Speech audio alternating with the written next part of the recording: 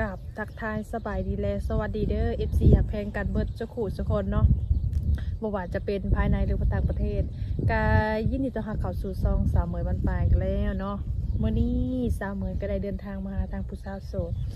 หน้าใหม่ก็ว่าแม่นเนาะซึ่งทางสาวเหมยนี่บ่เคยถ่ายทำทางผู้สาวโสดประจักเถื่อเนาะมื้อนี้มีโอกาสก็เลยได้มาสัมภาษณ์ทางผู้สาวโสดเพิ่นเนาะแต่ว่าตอนนี้ก็มาฮอดผู้สาวโสดเพิ่นเป็นทีเรียบร้อยแล้วเนาะหลายคู่หลายคนน่ะสิคุ้นเคยกับผู้สาวโสดคนนี้เนาะแต่ว่าทางเสมอนี่ได้มาถ่ายทำเพิ่นเป็นครั้งแรกก็ว่าแม่นเนาะจังได้ทางเสมอเองก็สิได้เข้าไปหาทางผู้สาวโสดเพิ่นก่อนเด้อเนาะมามื้อนี้ก็คือว่าฝนตกก็ว่าแม่นลมก็ว่าแม่นว่าซั่นๆเนาะจังได้ทางเสมอเองก็สิบ่เว้าลายแย่ห่างเนาะก็สิพาหนุ่มๆเข้าไปหาทางผู้สาวโสดเพิ่นก่อนเด้อนะเดี๋ยวเปิดภาพมากับมาพบมาพอกับผู้สาวโสดเนาะทางเสมอดีมาเป็นครั้งแรกว่าซั่นซะสิเข้าไปทักทายทางผู้สาวโสดเพิ่นโดยสบายดีเด้อโดยสบายดีเนาะก่อนอื่นทางเสมอเองก็สิให้ทางผู้สาวโสดเพิ่นแนะนำตัวโดยสื่อว่านางเด้อโอ้สื่อสาวนางอายุจักปี28สิฮอด29แล้วอายุ28ปีเนาะโอ้ทางสาวนางนี่อายุ28สิเข้า29แล้วที่ผ่านมาเคยสร้างครอบครัวบ่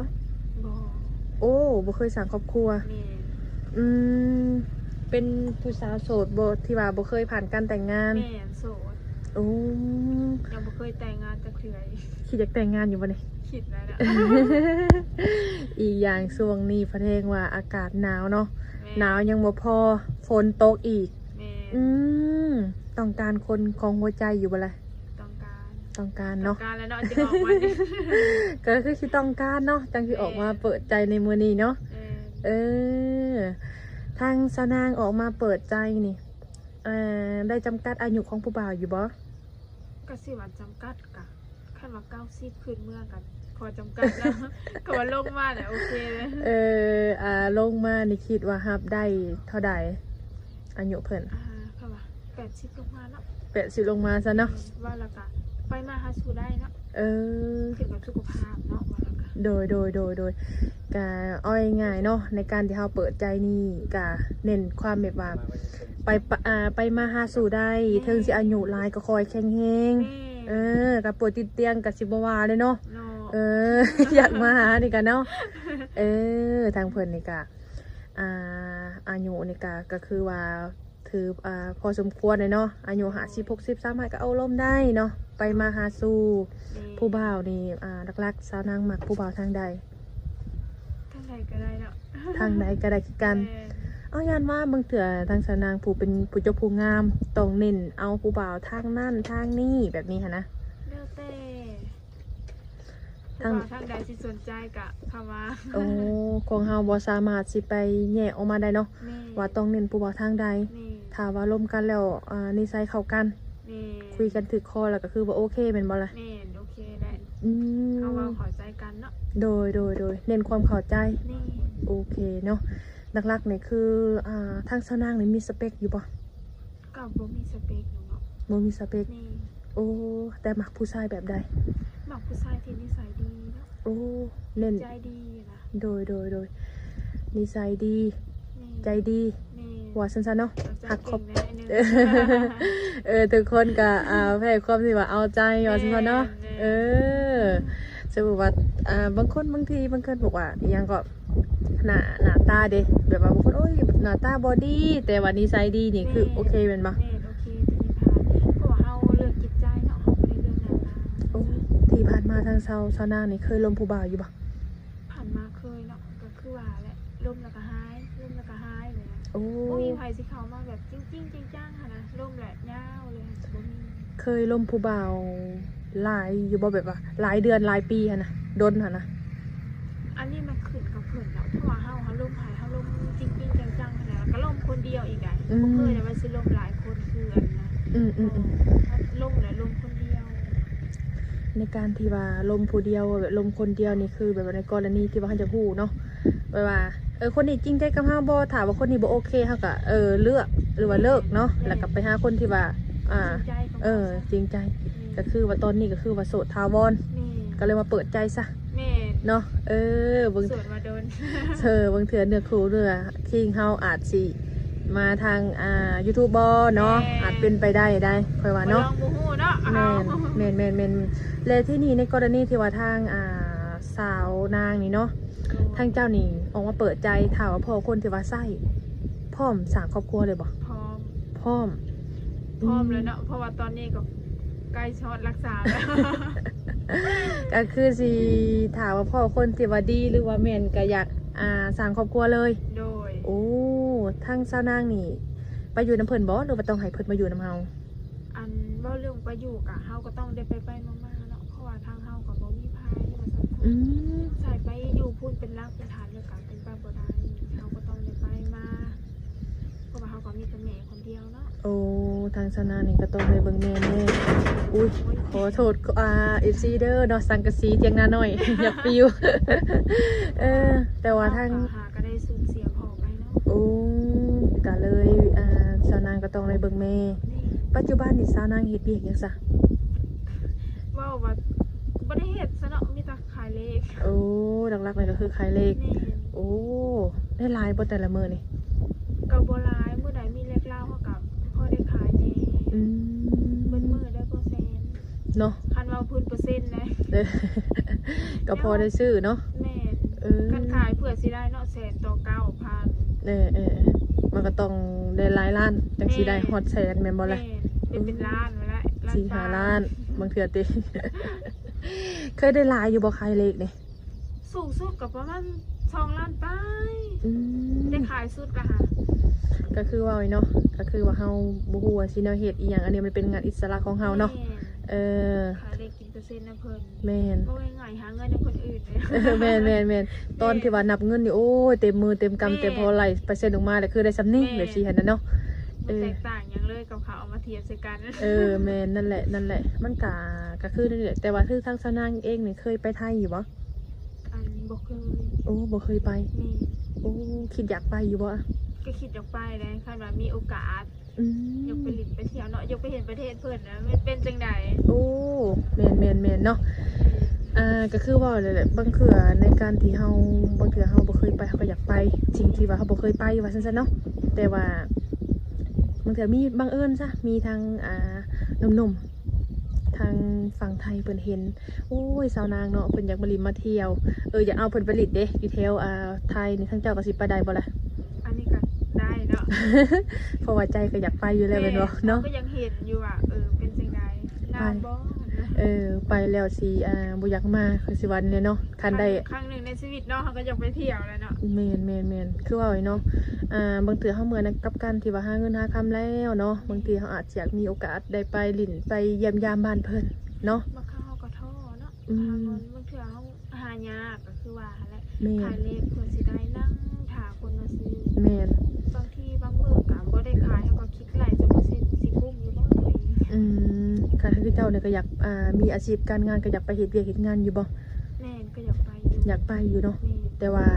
ก็คือบ่มีคนอยู่นำแม่เพิ่นแหละการเฮาไปเฮ็ดเวียกเฮาก็ต้องฮอดเวลาเลิกเนาะ แม่ มันก็ค่อนข้างยากแน่ว่าซั่นๆเนาะก็คือทางชาวนางออกมาเปิดใจนี่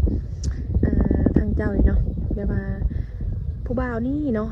มักผู้บ่าวในอาชีพหยังแบบนี้หั้นนะมักผู้บ่าวในอาชีพหยังอะ อาชีพหยังก็แล้วแต่เนาะขอแต่เฮาเว้าเข้าใจกันคุยกัน อืม ช่วยกันได้ทุกเรื่อง สิเป็นอาชีพหยังก็แล้วแต่ขอแต่ร่วมกันและเข้าใจกันเนาะบางทีเฮาสิมาโอ้จำกัดบ่ต้องไปเอาอาชีพนี้อาชีพนั่นแบบนี้หั้นนะ เขาก็จำกัดบ่ได้แล้วเนาะบางทีเนื้อคู่เฮาอาชีพกรรมกรเด้อ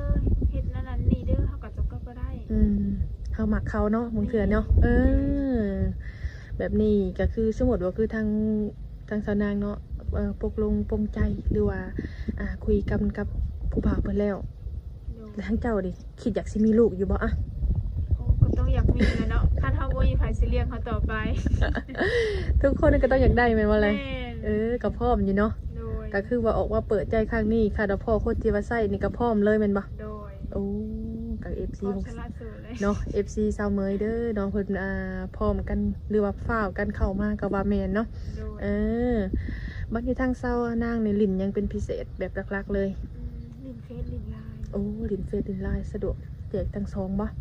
โดย โอเคเดี๋ยวทางเสมอเองก็สิได้เอาเฟซหรือว่าไลน์เอาไว้แจกนมเพิ่นเนาะ กินข้าวเช้าแล้วบ่มื้อนี้ โดยกินแล้ว กินกับหยังเด้ผู้จบผู้งาม ไม่ได้ แท้ หากินไข่ เป็นหยังคือบ่กินของนั่นแท้เป็นมักกินบ่หรือว่าแนวใด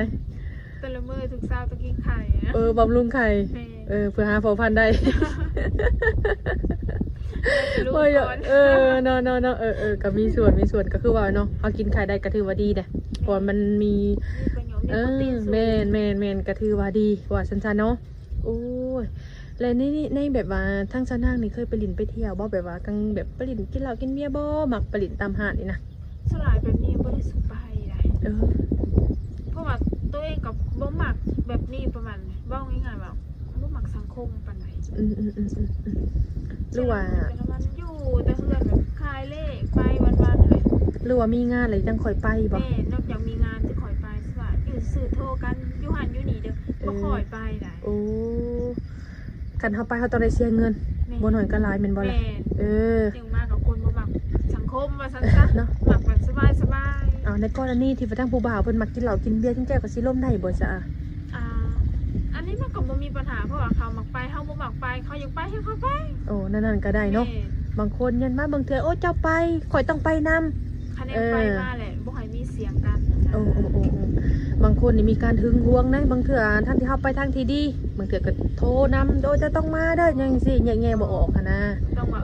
จะไปอันแนวนี้เนาะจะไปน้ำหมู่น้ำผัวจะไปคะแนนไปอย่าลืมทางหลังเป็นนั้นนะ แม่นก็คือ ไป ว่า หน้าอย่าลืมหลัง แม่นก็คือว่าเนาะในการที่เฮาสิอยู่นํกันได้ แม่ เฮาต้องให้สิว่าในใดให้อิสระของเขาแน่ให้ส่วนตัวเขาแน่บางคนเฮา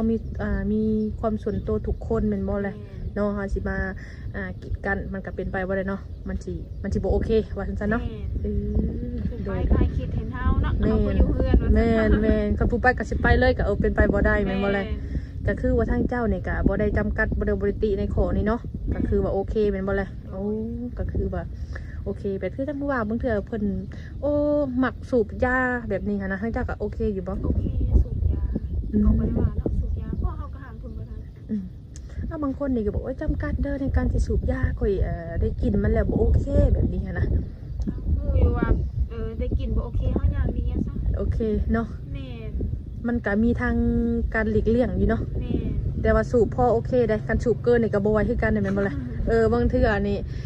ตอน กอกต่อก็บ่ไหว แม่นบางเทื่อฮู้จักกันแรกๆนี่ก็คือสิโอเคข่อยอนุโลมเจ้าพอฮู้จักกันโดนๆแล้วโอ้โกยเนาะจนเอาจนบ่ไหวเนาะก็ สูบจนบ่เว้นว่างก็บ่ไหวอีกเนาะ ซุมื้อนี่แพงๆแม่นบ่ล่ะก็คือทางเจ้านี่ก็คือเลิกสูบยานี่ก็บ่ได้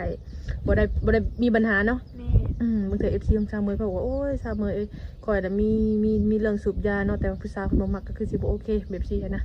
แต่มันก็เป็นเรื่องธรรมชาติ แม่ ทางเจ้านี่ก็บ่มีปัญหาเนาะ แม่บ่มีปัญหาคะแนนอย่าโวยวายกันสมมุติไปมาคือเราไปซุ่มแซวว่าเพิ่นว่าโวยวายอีกอันนี้ก็บ่ไหวอีก ทางเจ้านี่ก็บ่มักผู้ชายที่ว่ามีปากเสียงในเสียงดังแม่นบ่ แม่ โอ้ นี่ยังต้องใช้เหตุผลร่วมกันคอยว่ากันไป เนาะทุกอย่างในการที่ว่าจังใดแบบว่าคนเฮาสิอยู่นํกันได้ต้องใช้เหตุผลแม่นบ่ แม่ ล่ะทุกคนจะมีเหตุผลแต่ว่าคือทางสาวนางเพิ่นนี่อายุ20เพิ่นอายุ28 29เพิ่นอาจสิมีเหตุผลของเพิ่นนั่นแหละเนาะ ก็ต้องเอาคนที่แบบว่าที่ว่าจะในสมมุติว่าคือในกรณีที่ครูบ่าวนี่เพิ่นเคยมีลูกมีเมียเจ้าก็สามารถลมได้บ่ ได้อันนี้ มึงเถอะลูกเพิ่นหลายซะประมาณ 3-4 คนเนี่ย หลายกะบ่ติบ่อีหยังเนาะคะแนนลูกเพิ่นหักเท่าใด บางทีมันก็เกิดถือว่าเฮาฮับเพิ่นได้แต่ว่าลูกเพิ่นบ่ฮับเฮาก็มันก็บ่โอเคแม่นบ่ เพิ่นกับลูกเพิ่นก็บ่มีปากเสียงกันอีหยังกัน อื นะ มเพราะว่าเขายินดีสิฮับเฮาเป็นแม่เฮาก็โอเคในจุดนี้เนาะ คันลูกเพิ่นบ่ติเฮา โอ้โดยก็คือว่าเนาะทางเพิ่นนี่ก็บ่ดีทางที่ผู้บ่าวเพิ่นสิเคยมีลูกมีเมียมาแล้ว มันเป็นเรื่องอดีตเนาะก็แต่ว่าตัดขาดกันว่าซั่นซะเนาะ อดีตคืออดีตว่าซั่นซะ โดยก็คือว่าทางอายุของผู้บ่าวนี่ก็บ่ได้จำกัดแล้วเนาะถ้าว่าหนุ่มใดสนใจก็สามารถทักมาได้เด้อเนาะ มื้อนี้มีแผนสิไปทางไหนมื้อนี้ บ่มีเด้อ มื้อนี้บ่มีเลยมื้อนี้นะ เล็กแล้ว โอ้เลยแผนของเจ้าก็คือต้องขายอะไรอย่างเดียว แม่น โอ้ยเนาะผู้ใดเด้เนาะก็คือทั้งเจ้านี่อนาคตสมมติว่ามีทางผู้บ่าวเนาะของเพิ่นอยากลงทุนให้ทำมาค้าขายเจ้าอยากค้าขายหยัง ก็คือขายเครื่องอะไรเนาะ โอ้จะมาขายเครื่อง นี่ โอ้ ถ้าอยู่เฮือนเขาบ่เห็นอย่างเนาะเขาก็ต้องอยู่เฮือนขายเครื่อง มันสิเป็น ประเภทพวกก่อสร้างอีหยังนี่นะ โอ้มักก่อสร้างวะ ขายอุ มา ป โอ้ กรณ์ โอ้มักขายอุปกรณ์ก่อสร้าง นี่ ก็เดี๋ยวจะไปก่อเองโมเมนเนาะตัวนั้นน่ะคือโอเค เป็น คนบอก โอ้โหน้อยจังเนาะขอสิไปก่อยปูนให้เจ้าเด้อที่หักเนาะไปนำกันว่าซั่นๆเนาะโอเคกับได้กะถามว่าทางเสมอนี่บ่ได้ถามคำถามใดก็ให้ทางหนุ่มๆเพิ่นทักทายเข้ามาถามทางสาวนางเนาะเพราะว่าเฮาก็สิบ่ว่าระยะห่างเพราะว่าน่ะเพราะตอนนี้ก็เป็นตอนเที่ยงแล้วเดี๋ยวผู้สาวไปหิวข้าวเนาะมื้อหน้ามื้อในหรือว่าเฮามาอัปเดตกันใหม่ในเรื่องของหัวใจเนาะมาไปฮอดไสเนาะโดยสบายดีเด้อ สบายดี โดยสบายดี